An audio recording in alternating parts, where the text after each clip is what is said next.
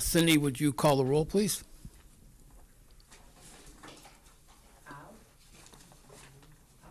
Okay. Could you please?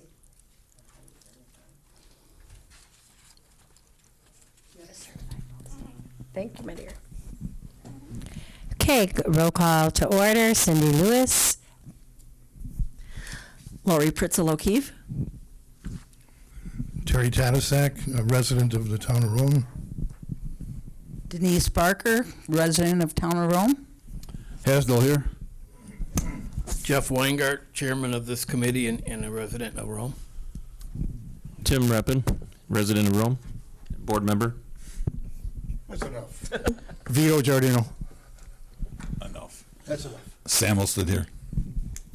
Gary Rowell, resident of Rome.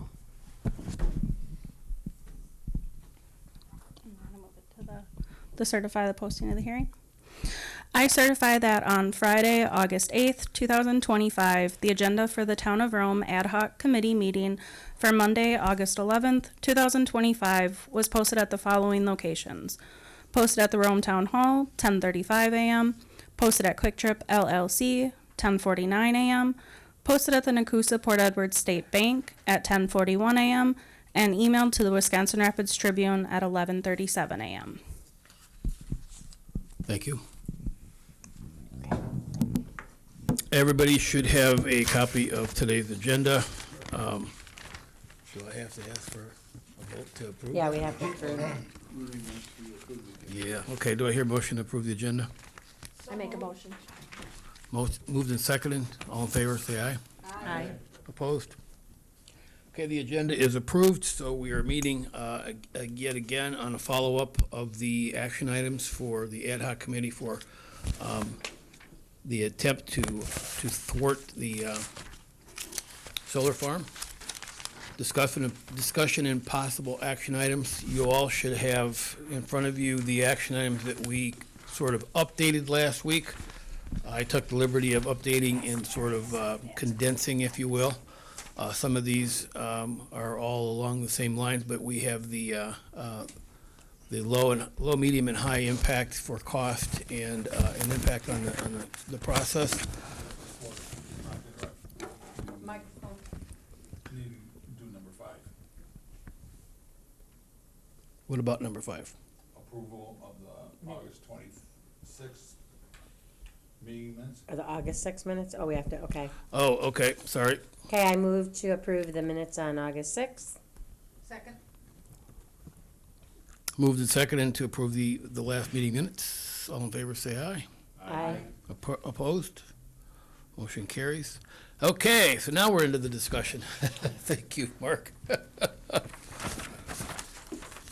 Is there a legal requirement in the state that these ad hoc committees are following Robert's rules and all this stuff? Is that why we have to do this? Okay, well, that satisfies the question I had, because I thought ad hoc just sort of meant ad hoc. It means, well, it's basically one meeting for one purpose. It's not ongoing. We don't have to have all the different officers. We don't have to have all schedules and all sorts of things. We don't need bylaws and all this stuff. Okay. All right, so back to the refined action items. I'm going to walk through this very quickly, and if anybody, before I move from one to the second one to the third one, we'll ask if anybody has any problems with anything that's here. The first one was changing the zoning ordinances to require, I put 200 because it just as a pot shot there, to require a minimum footage buffer from any road, building, residence, or business for any utility structure, including but not limited to solar panels or other energy-producing structures. So that has a low cost and a high impact. Who would do that, Carl? The planning commission or the? I'm sorry. Who? I'm trying to get hold of the attorney here. What? Who would do the zoning ordinance changes? Microphone. Us? Microphone. Oh, microphone. Got the other one, or? Down to the other end. Who would do the zoning ordinance? Would that be the planning commission, the CDA, or town board? It would start with the planning commission, go to the town board. So somebody has to bring it to us. Yes. Okay, well, then we have to make a move. You're the chairman. We have a planning meeting tomorrow. Thank you for that. Okay, so when we get to the end of this, we'll do just that. Does anybody have anything to add or take away from this? Does it properly represent what we discussed last week? I would like to see that 200 number changed way up. the concern that I have is that the language says, or other energy-producing structures. I would want to check with the power company, our local power company, to make sure that with the easements that they have, the language of energy-producing structures doesn't necessarily affect them directly. I know over where Vito and I live, the power company just erected this monster on the corner of Apache and 15th, and that's right at the edge of the road. That is a energy-producing structure. So if you pass an ordinance that affects the What power. is it? What is it? It's two poles with the electrical box. It's right on the corner of the it's on the northwest corner of Apache and 15th. But it doesn't produce energy. Well, It's got something to do with it because it's on an easement and what's the electric company? WE? WE? Yeah, when you say doesn't produce electricity, my understanding is that, and this is like out of the movie Transformers, that's what this thing looks like. What the power company told me is that the electricity throughout the area intersects from 4 different directions at that corner. And what they did was they added some switching with this above-ground structure so that in the event there's a power loss in any one of the 4 or more feeds coming in, they can send a person over to switch the power over to one of those other working structures producing power. Well, for the intent of this, an energy-producing structure would be a windmill, a solar farm, something that actually generates electricity, Yeah, that generates power. then You're I talking would- about a switching device. Right, well, then I would just, It doesn't generate or produce electricity. right, then maybe in parentheses, put those items. Solar panels, Well, I don't think you want to limit yourself, because who knows what's going to come up in the future. right. That's why if it's something that's going to generate electricity, like hydroelectric, solar, Yeah, you're right. wind, any of those things produce electricity. If it's some big behemoth, I don't think we want to be able to see it. So this will be for the town, but this is really only a suggestion. This is not the Right. zone change. This is only a suggestion. If- And 200 feet is up for discussion. Right, if you go to Sarasota's website, when they were dealing with this application for solar farms, they created an ordinance with a buffer zone. And off the top of my head, I just don't remember how many feet that buffer zone was, but it might be interesting to take a look at their buffer zone requirements. Any other comments on number 1? Anything we come up with, this would be, we'd have to run it by the smell test of the attorney anyhow, so. Yeah, these are suggestions. These are suggestions, folks, to provide to the board. Okay, number 2, initiate a letter writing campaign complete with specific topics, topic letters, e.g. environmental impact, citizen petition, property value impact, attraction of new business, etc. A complete list of officials has been created by Carl Hastel. This, again, low cost, high impact. Any discussion on number 2? What did we do with that wonderful work that was done last week for the petition? It's in here. It's down the list. It's down the list. Do you have another one of these? Oh, sure. Okay, number 3, organize a peaceful protest in Madison, getting a bus to take a load of people to the Capitol to protest at the PSC. That would be a low to medium cost and a high impact. We would be lobbying basically the PSC. I did have a couple of comments on number 2, if I could. Would that be okay? I sent Vito an email outlining this in detail. It would be my recommendation that the town consider including in their objection to a solar farm the following letters. A letter from the fire chief expressing concerns for the safety of his firefighters, a lack of adequate PPE to address that type of a hazard should a fire occur at the solar farm, the concerns regarding toxic materials harming humans and wildlife if a fire should occur and they have to let it burn out for days, including the likely contamination to area groundwater, including creeks, rivers, lakes, and streams, in the event of a thermal runaway occurrence. Letters from the area realtors expressing concerns that the property values will be negatively impacted if a solar farm occupies 2,000 acres of land in Rome.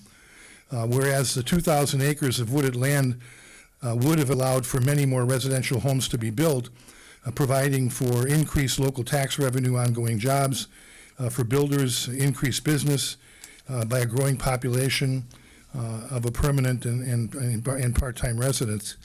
The local realtors would include Rome Realty, Caldwell Banker, Weber, somebody like Al Schmidt. He's been in the realty business here for probably 50 years. Yeah, and EB. They're the experts with the real estate values in this area. If they have opinions that they think the values are going to be negatively impacted, obtaining a letter from them indicating their concerns about this would be very helpful. Also, we had an Appleton organization do the appraising of all the parcels in the town of Rome about a year and a half ago. Those are also experts in land appraisal, and I would reach out and contact the person that was responsible for overseeing the reevaluating fair market value for properties in the town of Rome, and ask them as experts, what do they also think about the reduction of property value should the project like this go in. Also, a letter from the local Adams County DNR rep about the negative impact on wildlife with a solar farm being built in the town of Rome with a 2,000-acre plot. A letter from the town attorney addressing the financial problems the town would face in the event of a severe hailstorm, a fire, or tornado, damaging large amounts of the solar farm panels and storage batteries, and the solar farm owners filing bankruptcy with an LLC, leaving the cost of toxic waste cleanup to the town of Rome and nobody else to sue. I would suggest that be addressed with the lawyer as well. Also, a letter from the town of Saratoga and/or Big Flats. If they have land that's still available for solar farms, they may embrace a solar farm project, whereas we don't.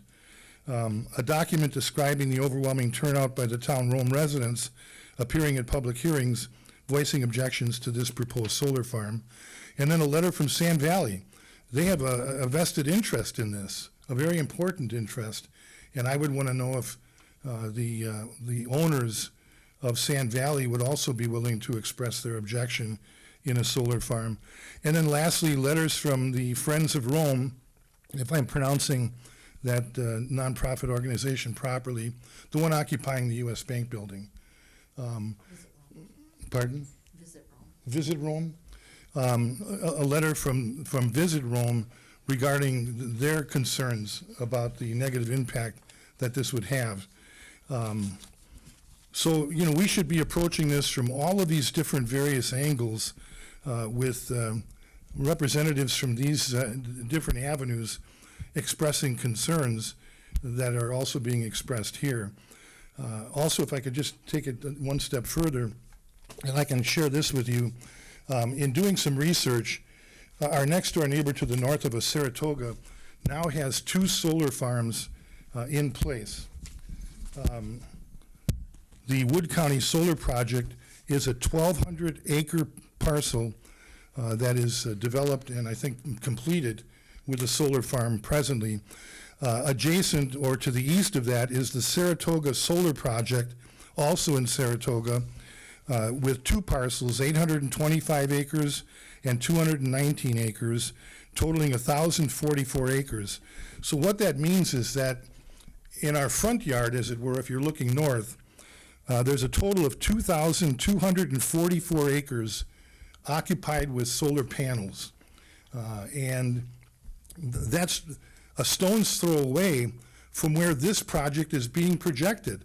Now, can you imagine the impact on the environment, the animals, the bird life, the ecosystem, when you've taken over 4,000 acres of land within a couple of mile radius and stripping it of all of the vegetation, all the trees, all the bushes, and reducing it to solar panels?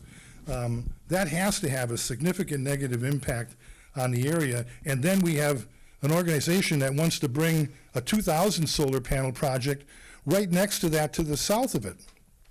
So you're going to have over 4,000 acres of land occupied with solar farms within a couple of mile radius, and the impact is going to be severe. There's no question that that's going to, the largest solar panel in the United States is in Boulder City, Colorado, and that's 4,000 square feet.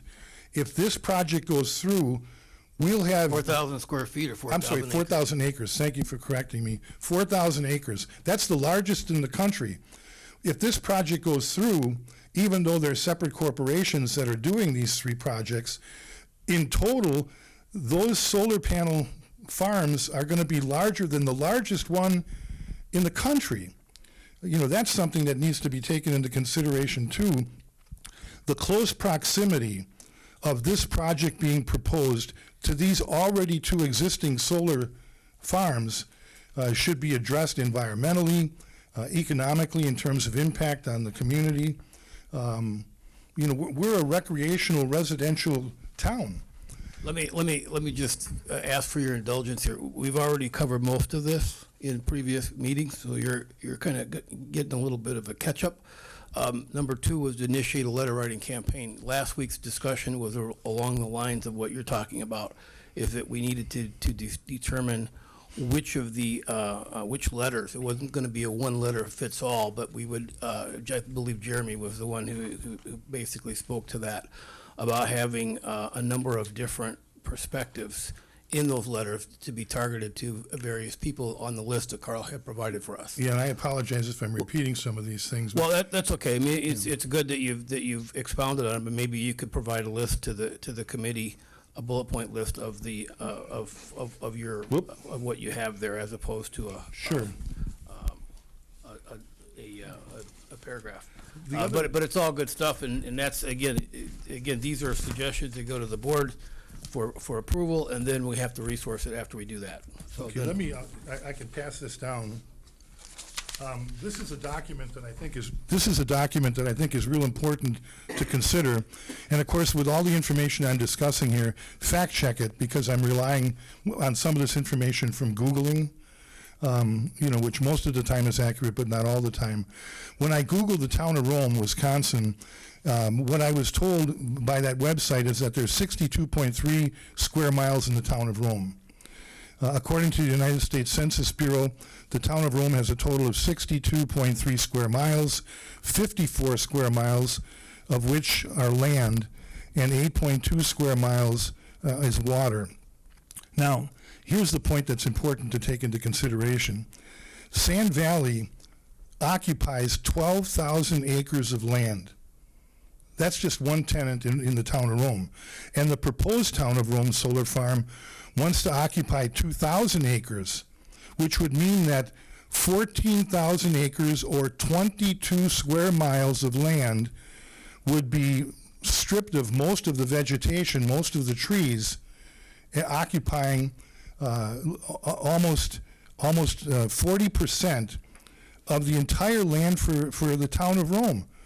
So this would mean that Sand Valley and the proposed solar farm would occupy nearly 40%, or 21.6 miles, of the 54.1 square miles of land, of land mass in the town of Rome. So just these two projects alone would have swallowed up almost 50% of the entire land of the town of Rome. That's just, I mean, that's unbelievable in terms of the size and impact on a town that's only 54 square miles in size. So let me pass this down to you. That gives you the details on that. Can I keep this then? Yes, and then also I'm going to give you a map that shows the Wood County Solar Project, the Sarasota Solar Project, and then what I would suggest is have someone do an overlay of those two solar farms already in existence and the proposed solar farm to show how in close proximity they are to each other, and the kind of impact that that's going to have in this area of the state. They're carrying their numbers on Sand Valley. Sorry. on your numbers of Sand Valley, that's not including what they're building. The Lido and Sledge. Yeah, they're building more. Yeah, so that means you're just only counting with Sand Valley. What about what they're building just west of 15th? Yeah, You didn't add that into it. no. So that number is even up more. He's about correct. Pardon me? He's about correct, because it's Sand Valley Corporation. It isn't Sand Valley Golf Course, Oh, okay. okay? If you He's could- about correct. You want to maybe repeat that then, Mike? Excuse me. He's about correct. Sand Valley Corporation occupies that much land, and in fact, 2 weeks ago, they just got a go-ahead to get 2 more sections west of X over on the flowage, and they're going through the DNR to see what they can do with the flowage and how they can take over, what was the name of that restaurant over there, Dirty Ore, and make that a restaurant, because they bought the liquor license from Dirty Ore. They bought Dirty Ore's liquor license, and now they're going to own the Dirty Ore, and they're thinking about making it a restaurant. Are we sure about that? Because there's been so much bogus information out there about I what's just happening heard to the that dirty ore. in over at Sun Valley from the director over there. So I'm almost positive Okay. that's going on. I don't think it's closed, because the DNR is they have to go through the DNR on the flowage, on what they're going to do and how they're going to maintain the pristineness of the flowage. Well, to my understanding, from being in business for a lot of years, you're going to build something, you got to get a permit. The permitting goes through EPA This review. is far from being goes- permitted yet. I understand, but I mean, the solar project that we're talking about specifically here, to the comments made about what it's going to do to the environment, EPA and DNR and everybody else is going to have to sign off on the permits. So when we had the earlier discussions, we had all talked about the fact that our, aside from a very costly legal battle, going that route to try to push any sort of environmental has already most likely been done. And that might be a wasted effort, but the more specific effort that we were going to do was to look for animals or endangered species, which would ultimately require some additional resources for this board, for the board to be able to engage on looking for things that are going to be upset that perhaps the permit didn't cover. I don't want to get into legal of permitting, but I mean, EPA and the DNR have to sign off on a permit Oh, yeah, I anytime you break understand ground. But this week, I heard from a friend of mine that if you want to go down to Madison and march or to have a picket, you have to have a permit. So I called down there to find out about the permits, and I got run around and finally switched to the DNR. Now, why I got switched to DNR, I got switched to the DNR office in Madison, and the lady there was quite informative of how you get a permit and can be done. But she said that there has been nothing brought across their desk about this. So they don't know a thing about it. And she went back through her files, called me an hour later, says there is no permit, nothing's been issued through the DNR for this solar farm. Well, there wouldn't be because the permit hasn't been filed yet. Well, I'm just I mean, telling that's, you. again, so that's why I'm trying to focus our efforts to be in areas where we can make an impact versus the federal government or the state government that have already had a hand in this. But when that permit gets, I'll finish one more thing. when that permit gets filed, and we'll ask Carl to speak about that a little bit, just to refresh everybody on how this process works. Also, I've been discussing with everybody I can talk to, whether they're for or against this thing, and probably 80% of the people I've talked to says, what solar farm? What solar farm? here for that too. I mean, we got to somehow or another get people enthused or charged up about this thing. And and to sit here in a meeting and discuss this type of a thing, that's a little bit the horse before the cart. Yeah, but remember now, we did contact 2 TV stations, they did a story on it. You gotta use the microphone. We contacted 2 TV stations, they did a story on it, 7 to 9, the radio station, 2 newspapers. We are trying to reach out to people, and we are trying to, I mean, this has been an ongoing issue, reaching people. The real question is, how concerned are they? I mean, for those that, you know, really want to concern themselves with the issue, they'd be here. I mean, we did have, what, about 70-some people during the first time we had the meeting. I mean, 70 out of 3,000. In the winter. No, just about a few weeks ago. I was at that meeting. Just a few weeks ago. So, I mean, as we continue with this, if we continue to get the news coverage and we continue to get newspaper coverage, I mean, it's going to snowball. Well, I read the article in the newspaper, in fact, I have it here, and it isn't very interesting to us. It's more about the rural people do not want change, not the reason for the solar farm. So my point is that I don't think enough people have been indoctrinated on what the negativeness of the solar farm is. And maybe something has to be done in that particular area. An example would be, here's a bulletin thing that was put in a newspaper for Morgan Foods, you know, the different points that they want to make in going forward. Maybe we do the same type of a thing, 10 bullet points or 15 bullet points of what this means to the town of Rome. If you take their visitor book and just compare it to what's going to happen, I alone, and I just did this in a couple hours, wrote down 15 different things. Number 1 is hiking trails. Number 2 is hunting trails. Number 3 is snowmobile and snowshoeing trails are all interrupted. I mean, those are just one segment. Wildlife, of course, is as you mentioned, but also land for boating, lakes.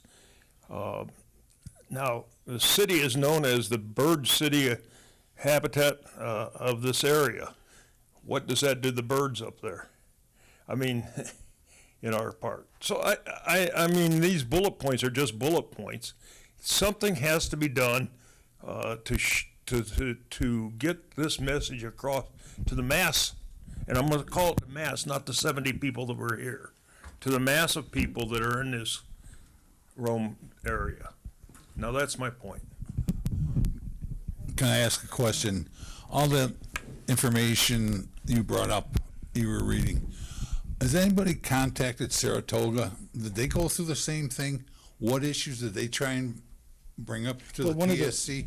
One of the points I mentioned is that somebody here on the board should contact the chairperson of the town of Saratoga and ask, you know, unfortunately, both of those projects were approved, and it may well be that the town board of Saratoga agreed with that proposal.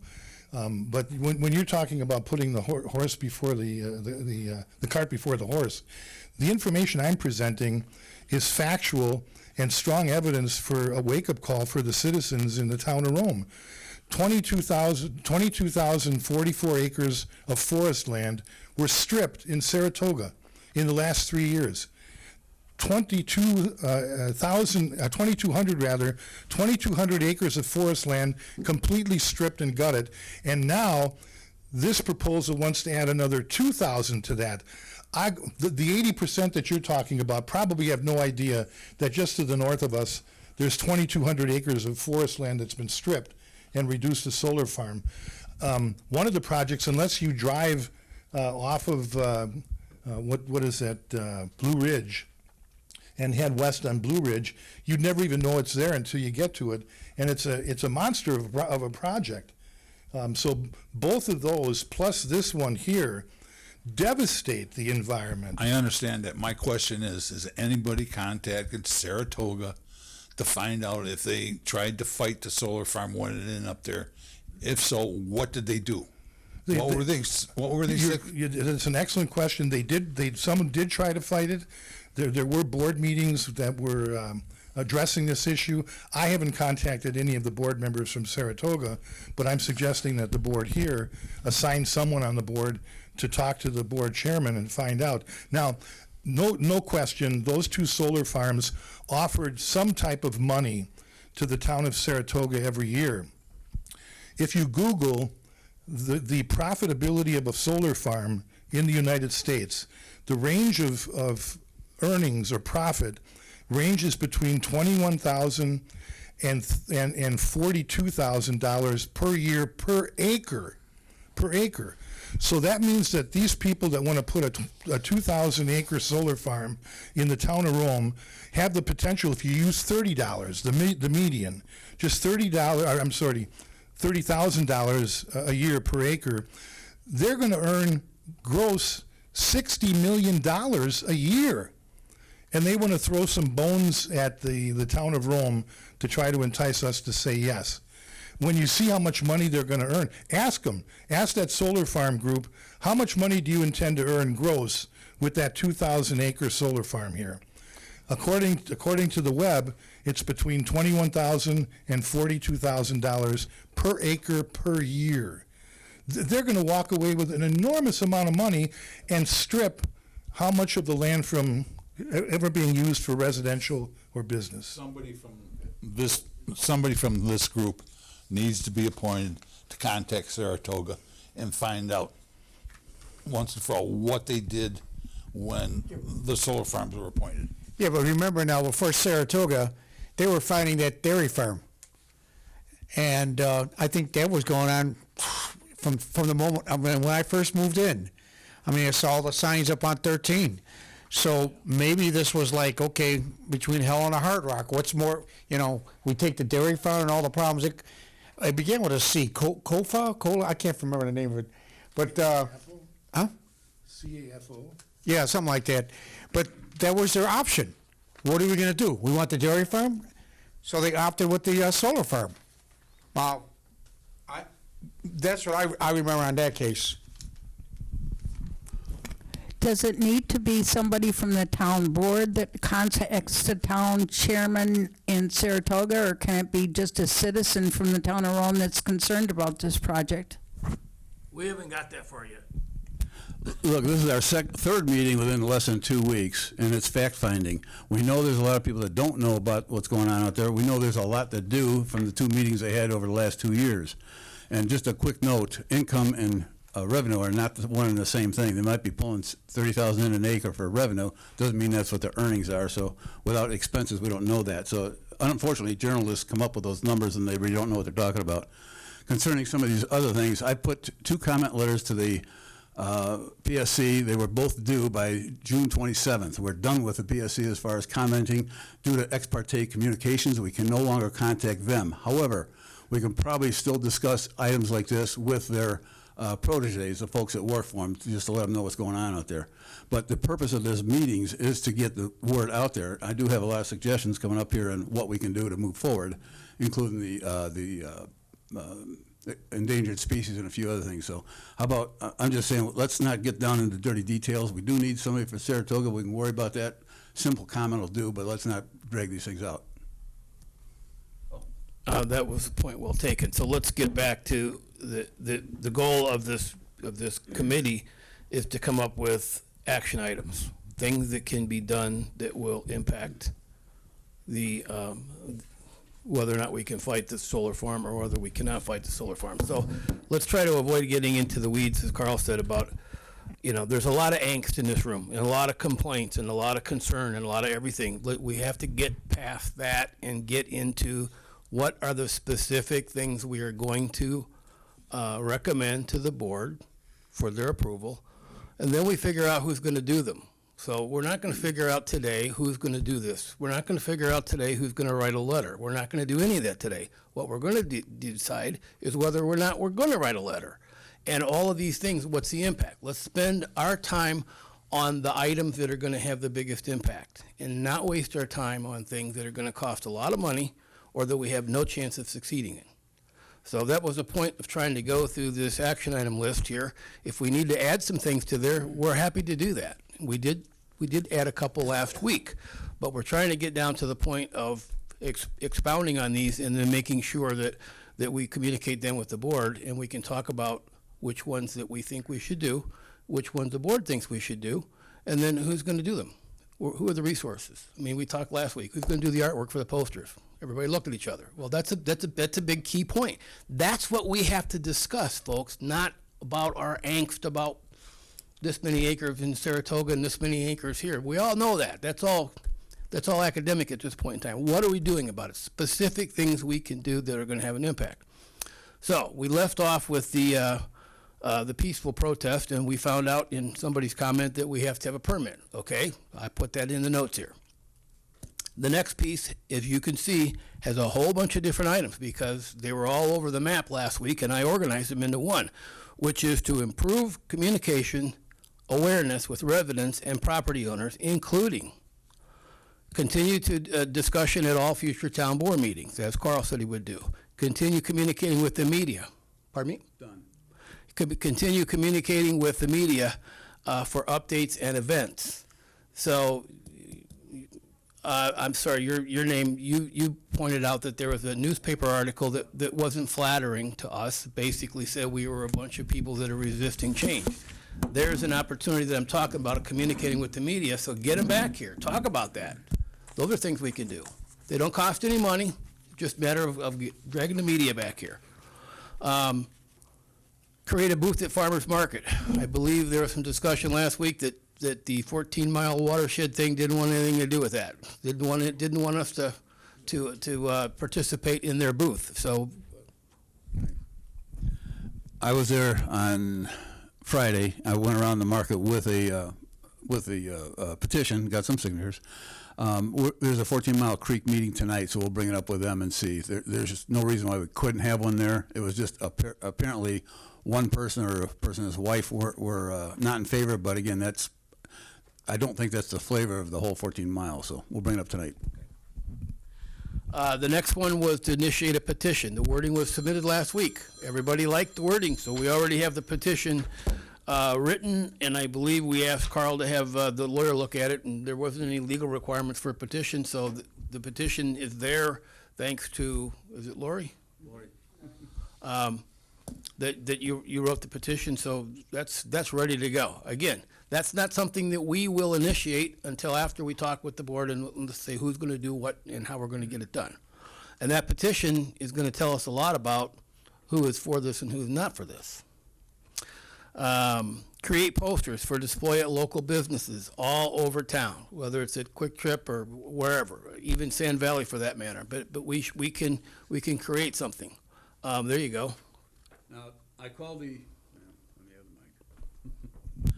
called our attorney today and asked him if it was proper for the town board to fund this sign. He said it's not illegal. He said he thinks it's just a kind of a ploy to, for people, showing people they support the board.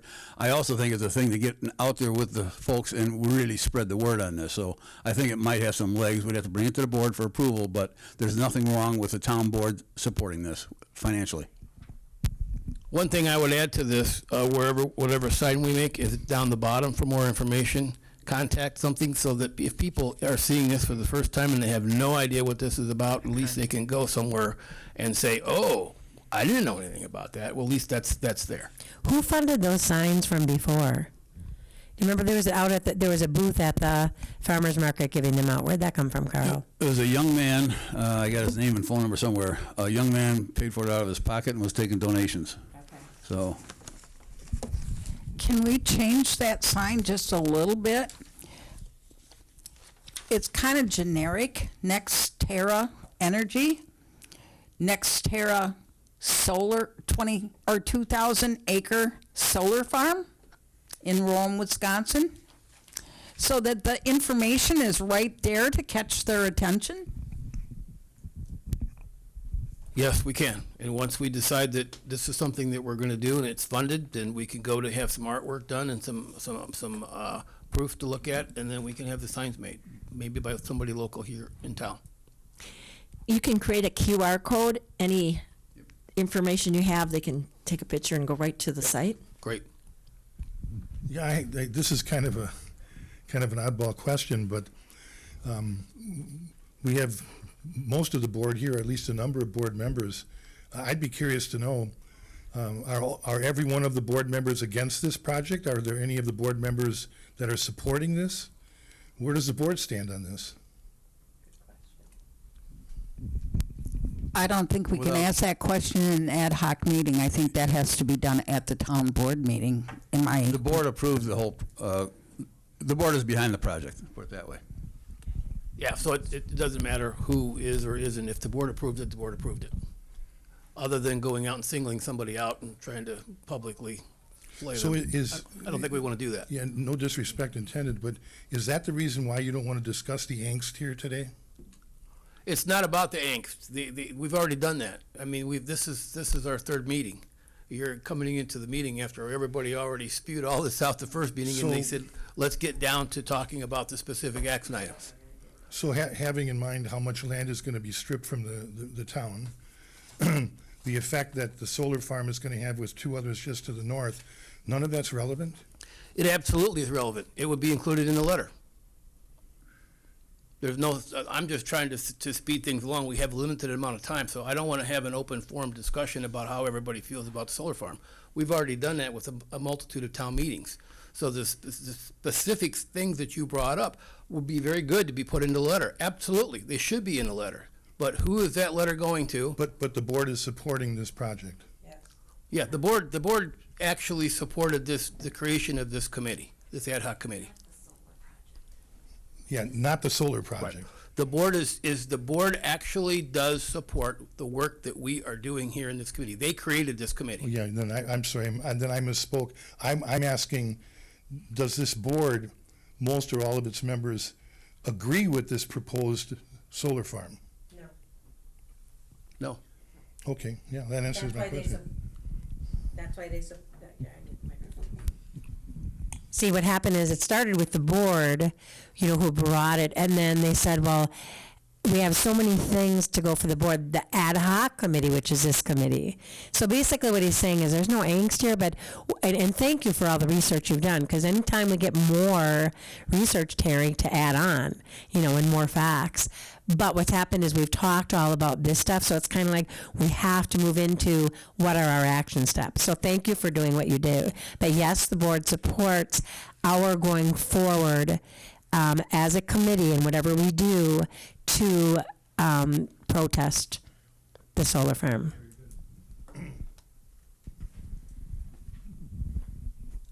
I just want to say something about the sign business. Why can't we have one sign out on 13 out here where it says Rome, a banner, and one down here and one out on Highway D? That's the three main roads that come into Rome, so people can hear. I was down at the farmer's market, and I was talking to an older gentleman on Friday, and I said, we're getting a petition started, and he goes, I said I was on the board for it, and he said, where are they posting that? I said, well, I seen it on Facebook.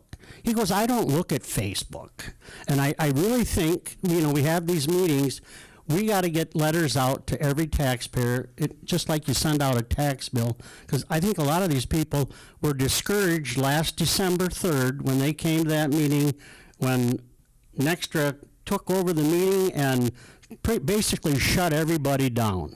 That's what we're talking about. Right. That's where we're moving. But that is actually one of these lists, so let's get through this list, okay? If you just let me get through the list, please, because all this work we've already done. I'm just simply regurgitating it so we can remember, okay, yes, we did that. So the posters were one, team up with 14 Mile Watershed to help get the word out, so Carl's going to do that tonight.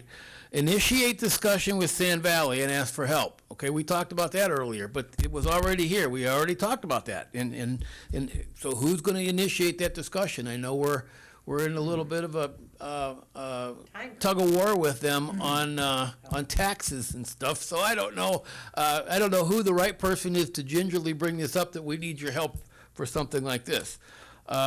Reach out to Tri-Lakes Association to help spread the word, okay? Somebody said that, we should do that. It's on the list. It is on the list. That's what I'm trying to say.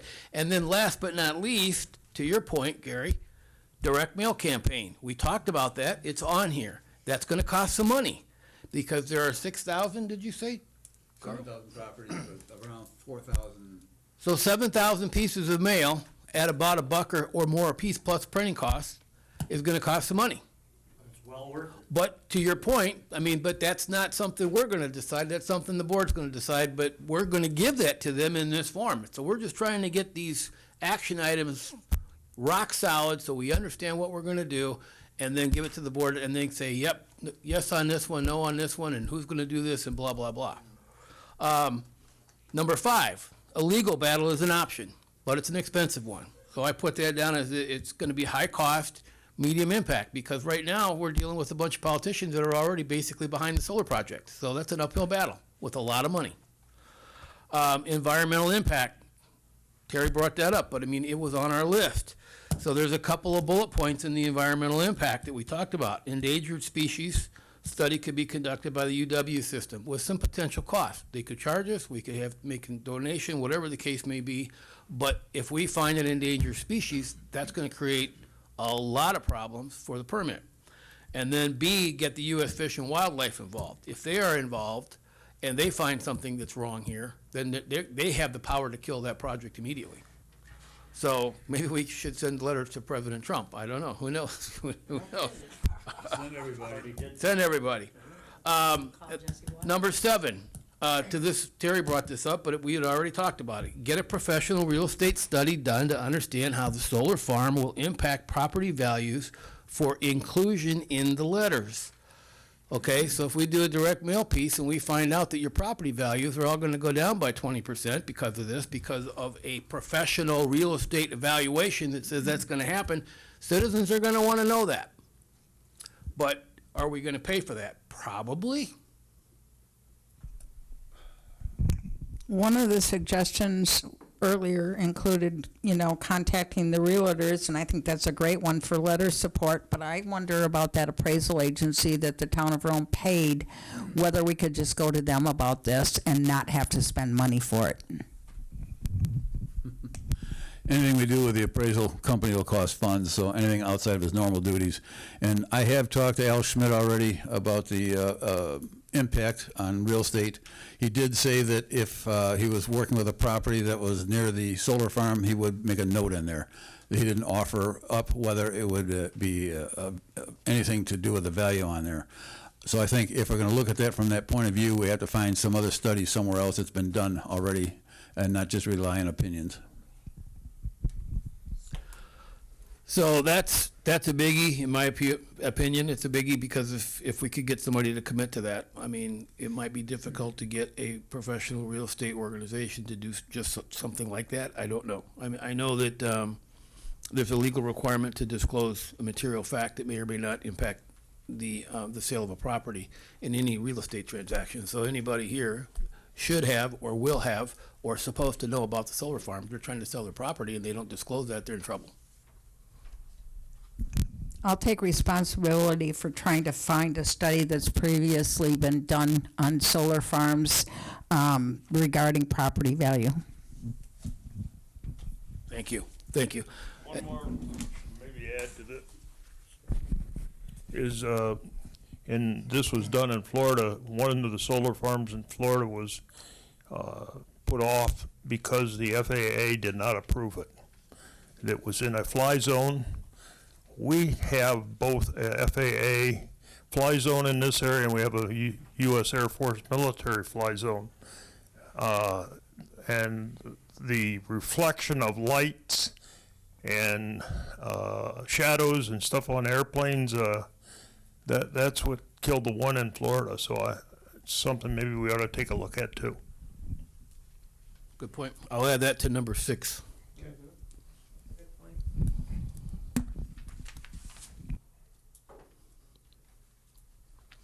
The last one was to get a commitment in writing as to who will be responsible for returning the site back to its original condition. So I think it's fair to say many of us in this room won't be around then. I know I won't be around then. What's it, 30 years?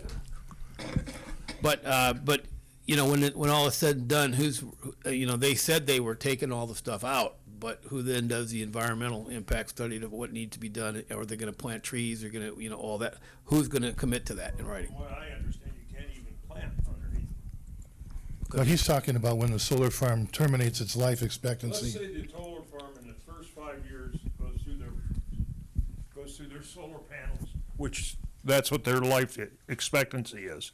And the second owner of this, or third owner of this, which could be by then, decides not to put any panels at all in there. Now, if in 5 years, that property is not going to be reclaimed, you can't reclaim it. They're saying it's almost like a nuclear waste underneath there from the runoff of the solar panels, the acids and the like. Nothing will grow. Who is they that's saying that?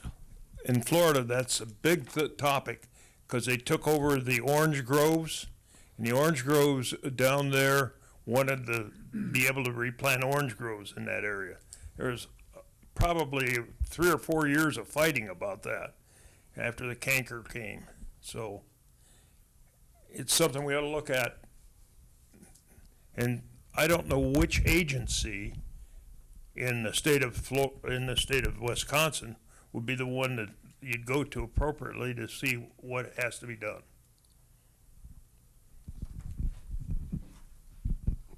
I think in December that question was asked at that meeting when they were here, and the solar farm people said they cut everything just a little bit below the ground level. The footings and everything stay in the ground.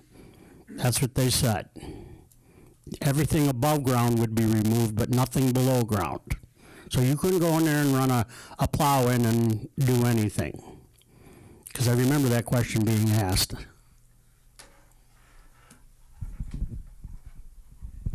My son-in-law's father is on a committee over in Michigan where they wanted to put a solar farm in his community. And one of the big issues that was raised that helped squash the deal and prevent it from happening is that the lawyers explain that when the property is owned by an LLC and something bad happens, like a storm or a tornado or a fire, that LLC, they go bankrupt. There's no deep pockets. And then the responsibility falls back on the town of Rome. So when you're suggesting, which is not a bad idea, when you're suggesting to get something from them indicating who's responsible for returning the site back to its original condition, you're talking about, the only way to do that is they would have to put money aside in advance. Someone would have to estimate how much would it cost to clean that property up and restore it back to its semi-original condition, and then that money put into a fund earning interest. So over a period of years, if the LLC decides to walk, there's a fund there available with money that Rome can tap into. Otherwise, it's our baby. And that's what's going to happen if something bad takes place and it goes belly up. Other communities have considered that, and the lawyers say that if it's an LLC and there's no deep pockets, it falls back on the community. If they post a bond, then the bond is responsible for it. And again, we have nothing from these folks for anything. They can make their commitments, they can say they're going to do this, that, and the other thing, but we have nothing in writing. But that would be one of the things I would insist on, is a bond. They'd be bonded. Once you're bonded, you're covered. So just a quick note too, I don't know if anybody's seen it, but they have posted a schedule of events, basically what's coming up from the Nextera Akron. So it is out there. I posted it. Somebody else had posted it also. It's basically a schedule of what their intent is going for the next year. So I'll get it out there again. Can you explain? Okay, so Nextera is the one that's physically creating the solar farm, and then they are selling it to Akron. Akron is a function of Nextera. It is a offshoot of Nextera, wholly owned by Nextera. So the land is leased, so the original landowner then is stuck with the land with the footings and whatever else is in there. But the Nextera has then created the solar farm, and they're selling it to the power company? Who will then own the entity of the solar generation? We don't know at this point. They can't solicit for it until they have they actually can't solicit for it until they have a permit.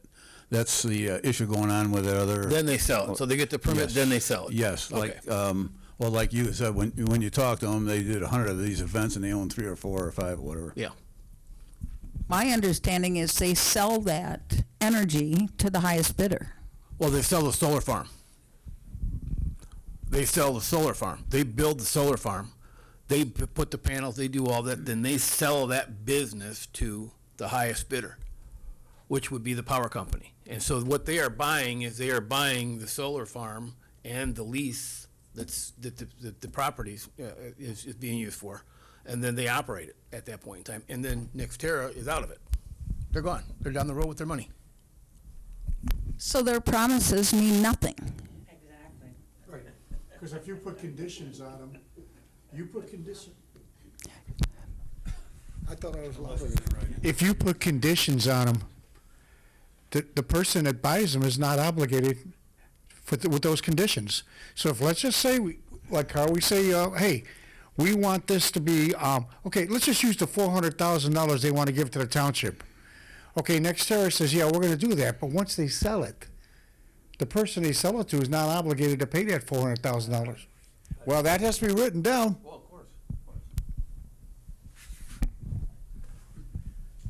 Could I review just a little bit? I'm sorry. It was my understanding that the property is owned by a paper media company. Meteor Timber. Media and Timber.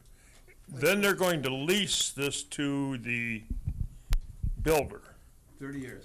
for 30 years. The builder then can release Sell. or sell They sell with the lease intact. or It's sell. like selling an apartment building that you have leases with all the tenants. Okay. They get the leases, they get the apartment building. Okay, and so then the third person, that's the third person that's involved. We don't know who that is yet. And So so, don't know who it is, and it could be anybody right now. so the whole point of this is we don't have any ability to obligate them Correct. to do this cleanup. It's basically, it's gonna fall on the landowner who would then have to restore it or just leave it to be a dust bowl. And that's his prerogative. He owns the land. He can just leave it the way it is. And that's what's happening in Florida. No? I'm gonna tell you, there are 7 to 9 of these in Florida, and that's exactly what's happening. If They they, lease they lease the property from the Grove owners. And the Grove owners now are stuck with this property. They have to come in and clean the top part off. In Florida, I don't know if that's true here or not. All the plastic, all the metal, all the, the debris, including lines that they put in, power lines. They have to clean that all up, but as soon as that's cleaned up, they're gone. The rest of the lower part of the debris and the acids and the what have you in the soil are left. And that's the thing that I have a concern about. yeah, we'd like to get it in writing about end of life for the project. What are you going to do? How are you going to leave the property back intact? We'd like to have that in writing. We don't. My theory or guess would be that if everything fails and they walk away, the landowner is now responsible. But the town also has the right to condemn the property at that point. At which point we would take it over and it would be town property, and then they would have to clean it up. But you could always got the condemnation option out there. So in the end. Okay, so today we have now got to the end of this, the refined action items. Are there any action items that anyone wants to suggest that's not on this list that we need to add? And I've added the FAA concerns under the environmental impact. I've added under the commitment in writing an environmental study on the impact at end of life. I don't know how long solar farms have been in existence, but if they last 30 years, it's a good possibility that not many of them have gone end of life, so we may not be able to have a good environmental study on what happens when the thing goes end of life. I've also added that we need a permit to protest on number 3. And we know that there's a lot more stuff that Terry had done that would go into the letter writing campaign in terms of what is included in who the target recipient of those letters might be. And then number one, of course, would be subject to language from the board in terms of how many feet's the right buffer, define energy producing structures or whatnot. But is there, aside from that, are there any other action items to add to this that we didn't already cover? It's not an action item, but one of the things Terry brought up was the fire hazard going on for 4 days. We had, at the last town board meeting, we had the DNR in here, and we are lucky enough to be in the top 10% for fire hazard in the state. This is a very heavily wooded area, including Wood County and Adams County, but we're in the top 10% for fire danger in the state. So the DNR is looking very carefully at everything here to see what we can do about Firewise and a few other projects. But I think that's another important facet of the whole project. Yeah, on the action list, we talked about someone on the board contacting the Saratoga's board to find out what research they did on environmental hazards, what research they did on fire protection, trying to deal with the runaway fire or thermal fire, and anything else that they offered up trying to object to this project. We do know that they've got 2 solar farms there now, and that's something else I would talk to the fire chief about. They're removing all the trees and they're going to cut the grass. I think I saw something that said twice a year. If they've got the grass on 2,000 acres of land, and that grass starts on fire either from lightning or whatever happens, as Carl mentions, that's going to spread to our forest areas. Then we destroy even more property that's left in the town of Rome. So that's something to consider too. You know, I was thinking, to put out a fire like that, you can't use water, like lithium batteries. Now, that brought to mind, I don't know if you ever heard of a place called French Island by La Crosse. Okay, now French Island, they had an airport there, and with the use of something called PFAS, PFAS, it's been going on 4 years. They cannot use their wells. They are living on bottled water, and they can't sell their homes because that stuff has leached into the groundwater. That's French Island is, if you know where 90 crosses right by the Mississippi River, right there. If you want to Google that and see how bad and how tainted now their water wells are, imagine owning a home out there you can't sell because you can't use the water. Now, if that happens to us with this lithium, and the fire department has to use foam or whatever they have to use to put out a fire, that's going to be a problem. I'll add that as a separate action item under 9 to collect information on what if there's a fire. I mean, it is, the rain that we got yesterday was the first time that it rained in 9 days here. You know, and everybody that grows crops around here irrigates. I irrigate my grass. Most of you probably do too, or you wouldn't have any grass to cut. But 9 days, and I remember last year we went 14 days without rain. That's going to dry up grass. And the only reason I know that's because I planted my food plot and it failed miserably because for 14 days we didn't get any rain and it didn't grow. So that's a big concern. I'm glad that got brought up. So I'll add that as an action item, and I'll put something to the effect that a study on firefighting techniques, impact, and dangers. We gave you that thing, Terry gave it to Yeah. me. What state was that it burned for 4 days? I think it was in New York. Something like that. A fire on a solar farm. That would be something we would want to share with the DNR, I think. I mean, it literally, they couldn't put it out, so they let it burn itself out. Lake Ontario in New York.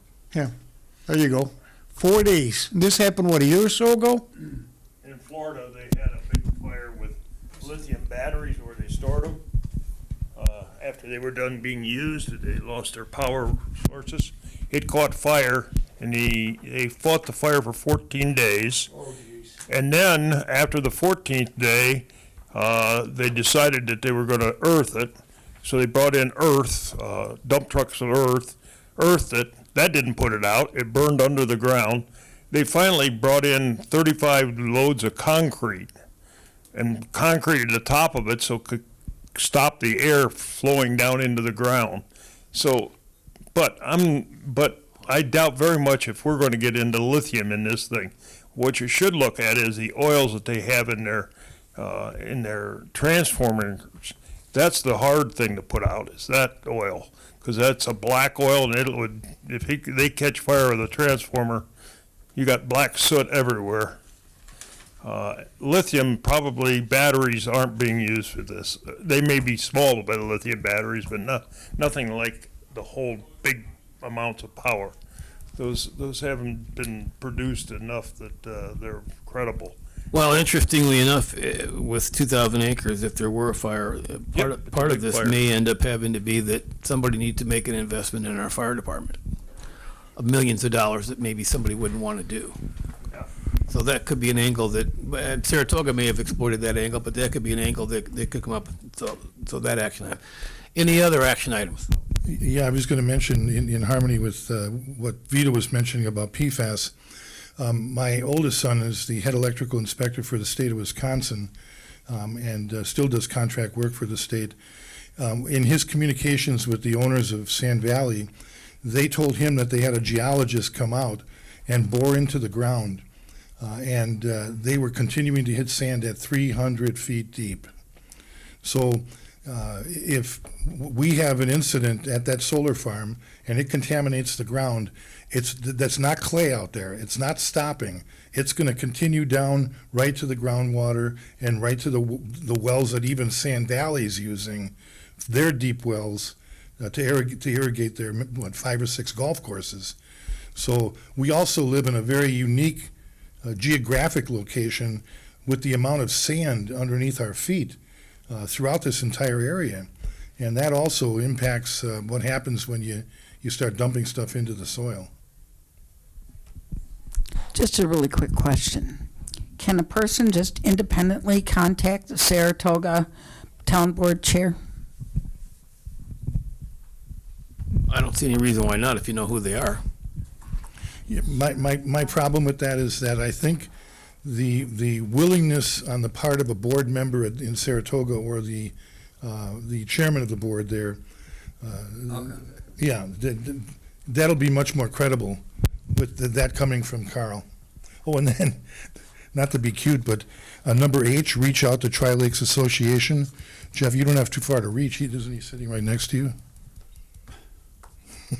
Tri-Lakes. We've already offered up, we got 800 emails at Tri-Lakes, and that's just a start. So we're looking at all the associations with all the emails. Yeah. So we probably have several thousand emails right now between. We were trying to get a group email where we could put everybody on there and send one blast email out there. Right, and mailing, for example, if there's something coming up that Carl with Tri-Lakes needs to get out to the members of Tri-Lakes Association, which is like 4,700, combining a mailing, with 2 organizations would also cut down on some of the cost, at least per organization. There's no room in the postcard for anything more, but it'll be on the town board meeting next week. Yeah. Because we were talking about putting postcards out, the town board can support that. But, in harmony with everything that you've listed here, when you put together a final draft of what you're going to send the citizens of Rome, most or all of these issues are going to be needed to be addressed with them, because I suspect, as you were mentioning, most of the people in the town of Rome have no idea about the details here. They're just, and if all they were told was, we're going to get from the solar farm people $400,000 to the town of Rome, big deal. If they're going to occupy 2,000 acres of land in the town of Rome for the next 25 or 30 years, that means that land is not going to be developed for residential property. It's not going to be developed for recreational. It's going to sit as a solar farm for 25 to 30 years, and we're stuck with it. Yep. So it's not a one-time thing. No, and there's 2, when we've talked, I think our first meeting, there's two strategies here. One is to try to prevent it from being built altogether, and the other one is trying to deal with it after it's been built. And, fighting the government because the state has endorsed this thing, and that's where they carry a little more clout than we do. We have to be smart about how we go about this, and it's not going to happen in a courtroom. We just don't have the money for that.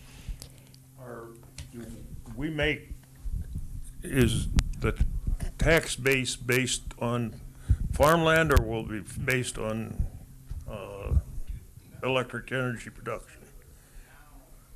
In other words, they're gonna pay taxes, correct? Who?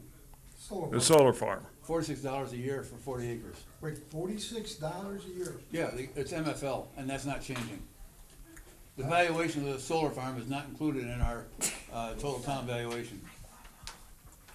So, Wait, that's important. Let's get that back. yeah, The solar farm's value will not be included in the town's valuation. They'll still be taxed at their MFL rate, currently set at $46 for 40 acres. That means we can hunt on it, right? Or 29 or something like that.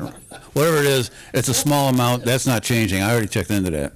Kent, is there a possibility that the town of Rome do an impact tax against them on a millage basis of what they produce? Well, there's some tax revenue we get. I'm sorry? The tax revenue. Yeah, they're actually, they're gonna be spending $1 million a year with a 50-40, 60-40 split or whatever, somewhere on there with the county and the town. That's gonna be our replacement cost, we'll say, or whatever. That's all they're talking about. The 400, again, the present value of 400,000 over 30 years is nothing. Yeah, but if you charge them a millage tax for every watt they produce, a millage tax, very small amount, for the next 20 years you make money from them. Is that 400,000? Is that 400,000? Is that a one-time shot, or is that every year? That's annual. That's every year. So every year we get $400,000 in tax revenue, and I think there are probably some people that live in Rome that are happy about that. They're not all here. There may not be anybody here that's happy about that. But the point is, you get almost $500,000 a year in tax revenue to the town of Rome. People will be spending that money on the town of Rome. And there's probably a lot of people that say that it's not worth it. I'm one of them that says it's not worth it. But there's probably a lot of people that say it is worth it. They don't know any difference either. Well, they haven't seen all the stuff that we're going to try to provide to them. Jeff, where on this would, I don't see the impact of like losing the UTV, ATV snowmobile trails? That would fall under the letter writing campaign. There'd be a lot of stuff underneath it. Okay, we didn't list everything in the letter writing campaign. Cindy, I'll send you the comment letter I sent, the impact statement to the PSC. I covered a lot of that in there. It's all in there. Yeah, if you could send that to all of us, that would be good.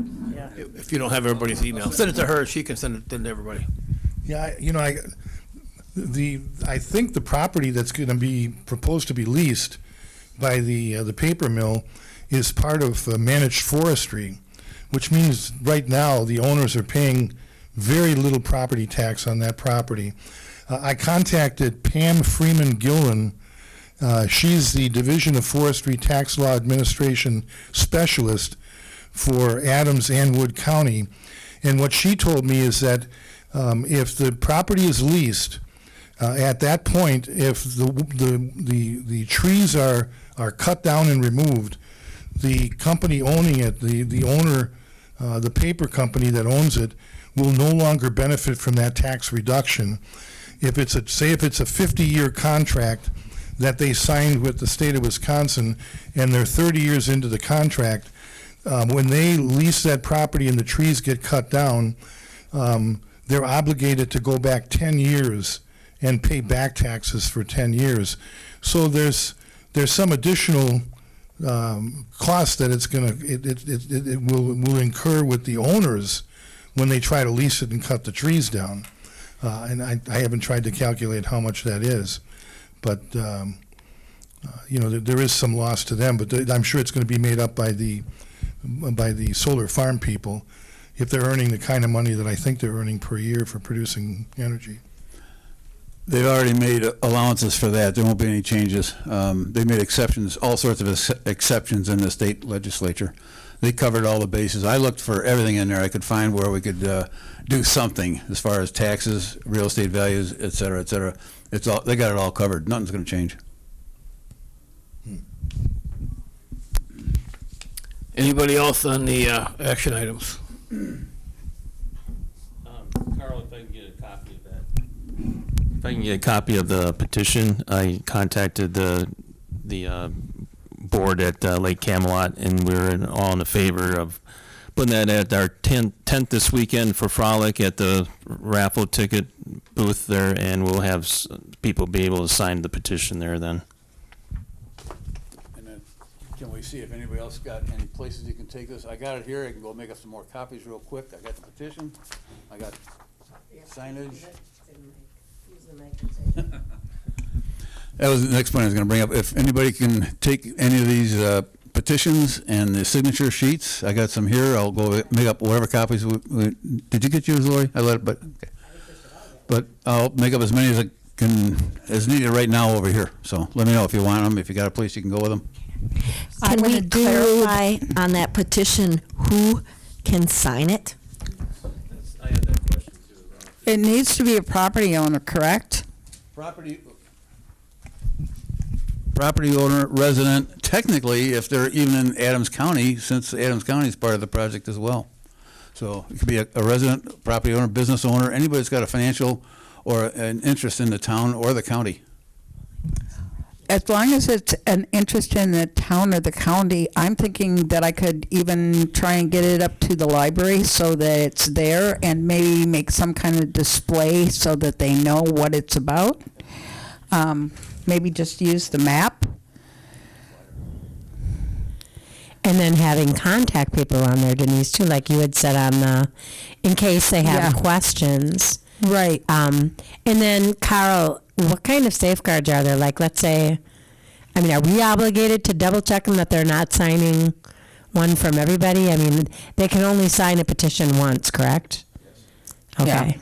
So is it going to be our responsibility to cross-check? Ish? Okay. Probably would fall on us, yes. Yeah. I certainly would be glad to also do some walking with that petition to get signatures. Did you have a comment? Or you're just holding the mic? Okay.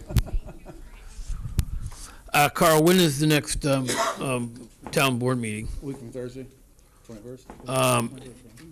If we turn this thing around, if I update all this stuff and send it back to you, is that going to generate? Is any of this stuff urgent enough that it has to be done like today or this week? Or it's on the agenda. It's already, I've already put it on the Well, then we're good to It's go. on every agenda going forward. It's good to go. Okay, so is there any of these action items that we think we should pull the trigger on today so that because of timing? Yeah. I'll propose to the board that we look at these signs and come up with something on those. I'll also propose about a mailer and get that out there. Okay. Cover the With, expenses. with Carl's letter involving environmental issues, was it mentioned in the letter to whoever's reviewing this from the state that our neighbors just to the north of us have over 40,000 acres of land, or 4,000 rather, over 4,000 acres of land already tied up with solar farms? I mean, I think the fact that we have a neighbor right in the front yard of where this one's being proposed will have a significant impact on the environment overall. I don't know if that was included in the letter, or should we further address that? It's an important point moving forward. Well, there may be some validity to the fact that they are targeting unincorporated towns that have fewer resources, fewer legal expertise, fewer anything to fight these things. If Saratoga got one, we got one. I don't know who else in the state's got one. So if somebody did some sort of an analysis to find out that how many of these are unincorporated, there may be something to be said about that the state probably figures they could pull that off without getting a lot of heat over it.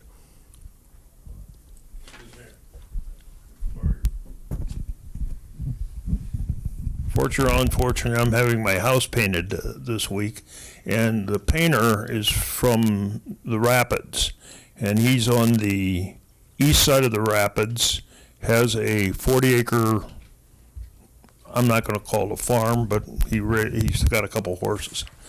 He indicated to me that the Rapids is entertaining putting one of these in off of the east side of the Rapids, and it'll touch his property. Do we know if there are other in this area, in the Wood County, Adams County, and are there other farms being predicted or being started? There's one going up in Kellner. In where? Kellner. Yeah, That would probably be. That would probably be the one he's talking about. So It's supposed to be a big one in Kellner. well, that should be the property. He's pretty Yeah. close to So Kellner. that, yeah, east of Rapids. Use the microphone, Vito. Microphone. Like I said, it's a, Because it's being recorded. Okay, We're gonna get that fact too. yeah, it's in Kellner. It's And town of I Grant. don't think it's built yet, but it's already in the process.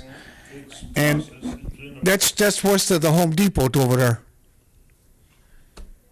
He actually lives south of that a little bit. Yeah, but it's south, but not west, east, east and south. That's Kellner. Who's going to contact the military?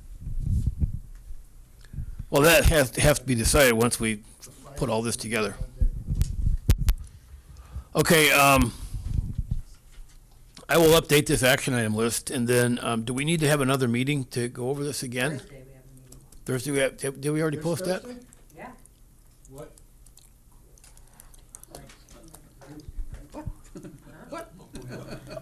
Well, last week when we talked about meetings, we said we thought we'd need 2 meetings this week. That's why we met today, and then we said Thursday at 2. Am I correct? I mean, that's what I had in the meeting minutes. I didn't think we solidified Thursday, but we talked about Okay. that we were gonna get Mondays posted. Okay. So that we could get that taken care of, because we had to have a 40 or 24-hour notice. Mm-hmm, So I'm asking this committee, do we think we need another meeting? And if we do, what will we do in that meeting? If we finalize this, I mean, we can bring it in and give everybody a copy, and then everybody can sign off on it, if that's all we want to do.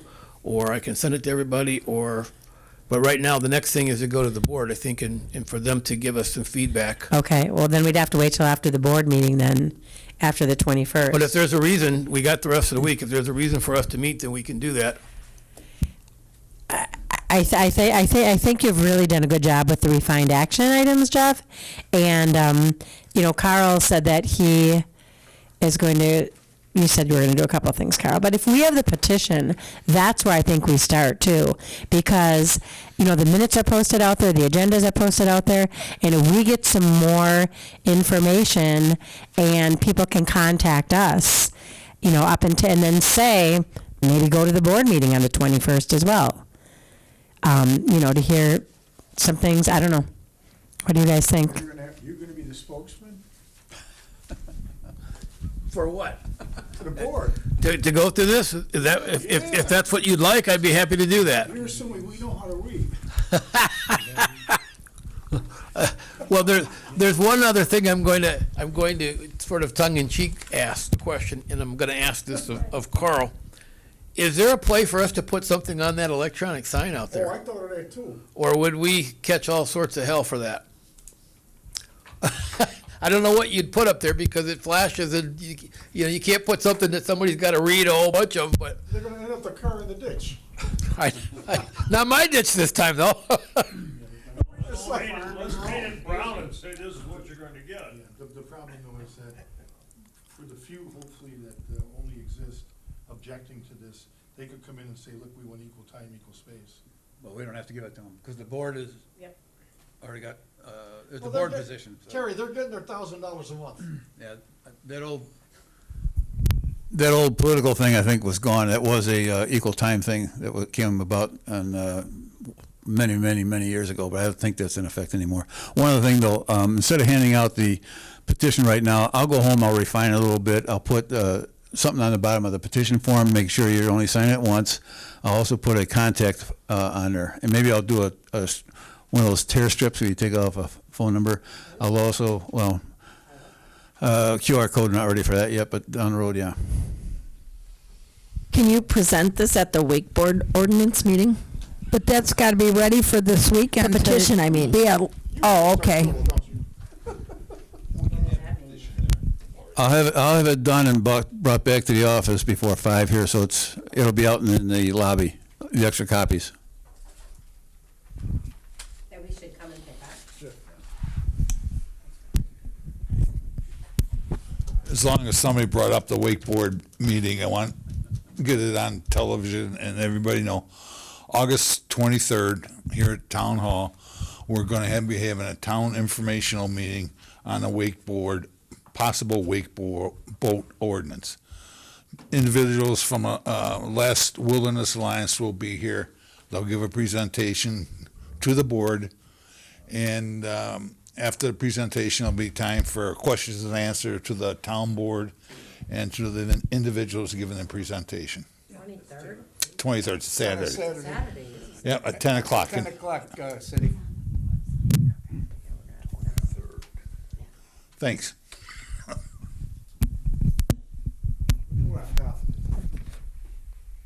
Anything else anybody want to make a comment on? So we're not gonna meet again this week. Carl's gonna redo the petition. How are we gonna get that to everybody or to? I'll put it in the lobby here. We're gonna put a desk out there, so they're I not saw it coming. out there. The desk is already It's out there? right up by Taylor's Okay. desk as you come in. Yeah, it was, Sue's number 1. okay, yeah, sorry. Borrow the mic.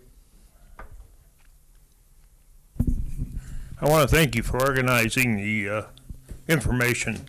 So it's well organized, and I would like to take a look at it before it be presented to the board. It could be faxed or it could be emailed. I'll send it to Cindy and She can email it? email Okay, it to good. everybody.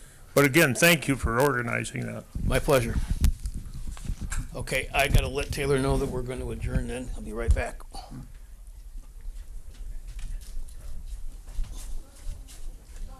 We're gonna adjourn. Okay, thank you.